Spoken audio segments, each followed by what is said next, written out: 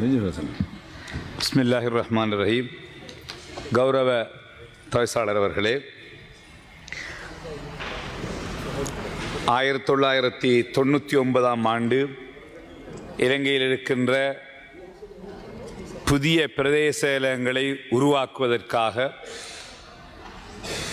பொது நிர்வாக அமைச்சினால் நியமிக்கப்பட்ட பணம் பலன கமிஷன் அறிக்கையின் பிரகாரம் இந்த நாட்டிலே 8 புதிய பிரதேச செயலகங்களை உருவாக்குவதற்கு சிபாரிசு செய்யப்பட்டு 13/7/2000 ஆண்டு இடம்பெற்ற அமைச்சரவை கூட்டத்திலே அந்த அமைச்சரவையிலே தீர்மானிக்கப்பட்டு அந்த 8 பிரதேச செயலகங்கள் உருவாக்கப்பட்டு இன்று வரை 25 வருடங்களாக கடமை செய்து வருகிறது. அவைகளிலே 6 பிரதேச செயலகங்கள் ஏற்கனவே வர்த்தமானி மூலம் பிரகடனம் செய்யப்பட்டு எல்லைகள் வரையறுக்கப்பட்டு கடமை செய்கின்ற போதிலும் மட்டக்களப்பு மாவட்டத்திற்கென்று சிபாரிசு செய்யப்பட்ட கோரளைப்பற்று மத்தி, கோரளைப்பற்று தெற்கு இந்த 2 பிரதேச செயலகங்களும் இன்னும் அது வர்த்தமானி மூலம் பிரகடனம் செய்யப்படவில்லை.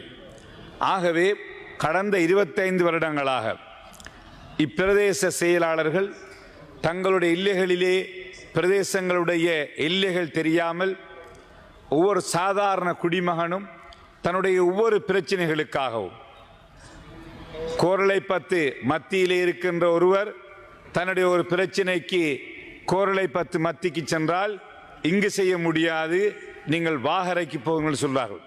சிலர் வாகரை பிரதேச செயலகத்துக்கு போகின்ற போது நீங்கள் கிரான் பிரதேச செயலகத்துக்கு போங்கள் சொல்கிறார்கள்.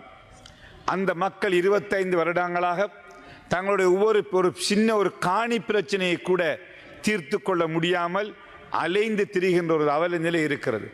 ஆகவே கௌரவ அமைச்சர் அவர்களே, இன்று இந்த பணம்பலன கமிஷன் அந்த வார்த்தாவ அடிப்படையிலே அந்த கமிஷன் ரிப்போர்ட்டின் படி நீங்கள் எதை அமைச்சரவை தீர்மானித்ததோ அந்த அமைச்சரவை தீர்மானத்தின் பிரகாரம் இந்த பிரதேச செயலகங்கள் இயங்குவதற்கு நீங்கள் உரிய நடவடிக்கைகளை மேற்கொள்ள வேண்டும். அவற்றை வர்த்தமானி மூலம் பிரகடனம் செய்து அந்த செயலகங்கள் நீங்கள் உருவாக்குவதற்கு முயற்சிக்க வேண்டும் என்று நாங்கள் பத்திரிகை செய்திகள் ஊடாக அறிந்தோம். நேற்றைய அமைச்சரவை கூட்டத்திலே ஒரு புதிய இந்த 2012-2020ஆம் ஆண்டு நியமிக்கப்பட்ட ஆணைக்குழுக்களுடைய அறிக்கைகளை மீளாய்வு செய்து அது தொடர்பான அறிக்கைகளை சமர்ப்பதற்காக ஒரு குழு, ஒரு டீலிமிட்டேஷன் கமிட்டி நியமிக்கப்படுவதற்கு அமைச்சரவை அங்கீகாரம் வழங்கியதாக இன்று நாங்கள் செய்திகளில் பார்த்தோம். நாங்கள் அதனை பாராட்டுகின்றோம்.